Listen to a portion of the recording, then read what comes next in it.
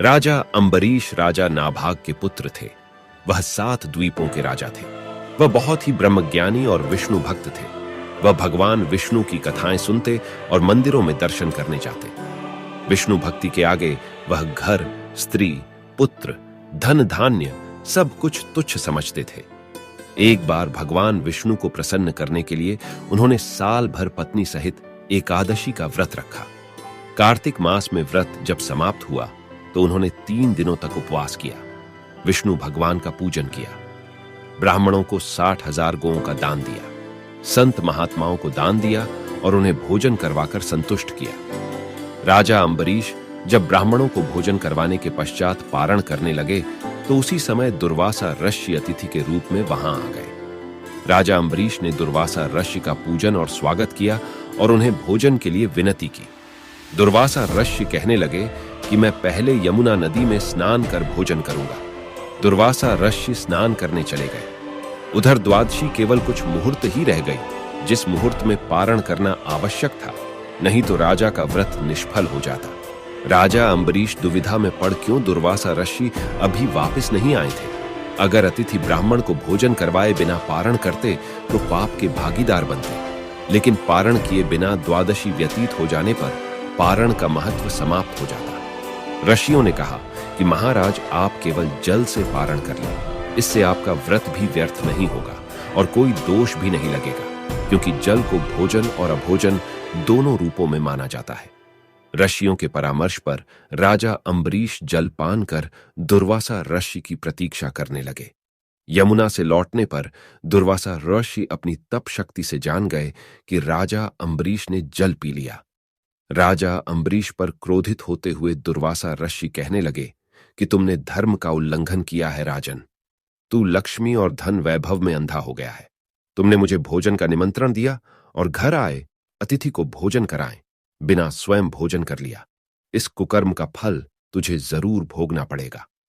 दुर्वासा ऋषि ने अपने जटा को उखाड़कर उससे कालाग्नि के समान कृत्य को बनाया, जो राजा की ओर दौड़ी। राजा अपने स्थान से तिल भर भी नहीं हटे। उसी क्षण भगवान विष्णु ने अपने भक्त की रक्षा के लिए अपना सुदर्शन चक्र भेजा, जिसने कृत्या को उसी क्षण जला दिया और सुदर्शन चक्र फिर दुर्वासा ऋषि की ओर मुड़ गया।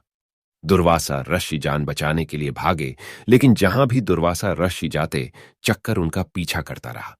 ब्रह्मा जी की शरण में गए तो ब्रह्मा जी कहने लगे कि विष्णु जी के तेज से मैं आपको नहीं बचा सकता। गए तो भगवान शिव कहने लगे कि विष्णु जी के चक्र से तुम्हें बचाना मेरे वश में नहीं है, तुम भगवान विष्णु के शरण में जाओ। दुर्वासा ऋषि बैकुंठ धाम में गए। भगवान विष्णु के चरणों में वंदना कर कहने लगे हैं कि साधुओं पर कृपा करने वाले प्रभु, मुझ अपराधी की रक्षा करें। मैंने आपके प्रिय भक्तों को कष्ट पहुंचाया है, इसके लिए मुझे क्षमा करें। भगवान मेरी रक्षा करें। भगवान विष्णु कहने लगे, तुमने वास्तविकता जानते हुए भी मेरे भक्तों को कष्ट पहुंचाया है। मेरे भक्तों मुझे बहुत प्रिय हैं। तुम्हारी रक्षा का एक ही उपाय है, तुम राजा अम्बरीश से क्षमा मांगो। यदि वह तुम्हें में क्षमा कर दे तो समझो तुम्हारी रक्षा हो गई। वह बहुत दयालु है और धार्मिक राजा है, वह तुम्हें जरूर क्षमा कर देगा। दुर्वासा आर्षि राजा अम्बरीश के पास पहुंचकर उनसे क्षमा मांगने लगे। आपके अपमान के कारण भगवान विष्णु का सुदर्शन चक्र मुझे जला रहा है। राजा अम्बरीश जी के पैरों में गिर गए। उन्हें दुख में देखकर राजा अम्बरीश को बहुत दुख हुआ। भगवान विष्णु के सुदर्शन चक्र को शांत करने के लिए राजा अम्बरीश ने स्तुति की। स्तुति सुनकर सुदर्शन चक्र शांत हो गए और वापस लौट गए। दुर्वासा ऋषि भी सुदर्शन चक्र के ताप से मुक्त होकर सुखी हो गए। दुर्वासा ऋषि ने राजा को आशीर्वाद दिया और कहने लगे, आप धर्मात्मा और दयालु हैं। आपने मेरी दुष्टता को भुलाकर मेरी रक्षा की। दुर्वासा ऋषि को सुदर्शन चक्र के भय से मुक्ति में 1 वर्ष व्यतीत हो गया, लेकिन राजा अम्बरीश दुर्वासा ऋषि की प्रतीक्षा में 1 वर्ष तक केवल जल ही पीकर रहे। सुदर्शन चक्र से मुक्ति के पश्चात उन्होंने दुर्वासा ऋषि को भोजन करवाकर तृप्त किया और दुर्वासा ऋषि की आज्ञा के बाद उन्होंने फिर भोजन किया। उसके पश्चात दुर्वासा ऋषि अपने लोक चले गए, राजा भक्ति के साथ राज्य करने लगे। राजा अम्बरीश के इस प्रसंग को सुनने पड़ने से भगवान विष्णु की कृपा प्राप्त होती है।